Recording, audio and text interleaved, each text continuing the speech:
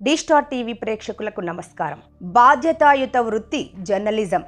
కలం తూటాలేని తుపాకీ లాంటిది, రక్తం చూడని కత్తి లాంటిది, నేలను చదును చేసే నాగలి వంటిది జర్నలిజం. జర్నలిస్ట్ అంటే కలం పట్టిన సైనికుడు.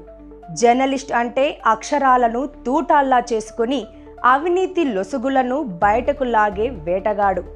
పొలంలో విత్తుని మొలకెత్తించడానికి రైతు తన శ్రమను ఎలా దారపోస్తాడో, ఒక వార్తను సేకరించడానికి విలేకరి తన సర్వశక్తులు ఉపయోగిస్తాడు.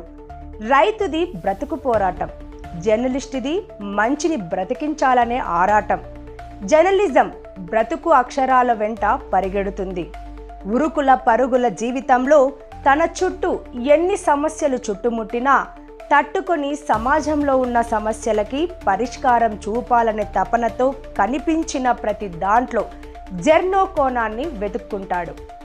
అలా రోజు కామన్ మ్యాన్లా ఆలోచించి జర్నీ మొదలు పెడతాడు జర్నలిస్ట్. ఆ గడియారం ముళ్ళు 1 నుండి 12 దాకా తిరిగితే జర్నలిస్టు లోకం చుట్టూ తిరుగుతూ 24 గంటలు అదే ధ్యాసలో బ్రతికేస్తాడు. పేరుకి అతనిది పార్ట్ టైం డ్యూటీ అయినా నిద్రపోనంత వరకు బుర్ర మాత్రం సమాజం చుట్టే తిరుగుతూ ఉంటుంది.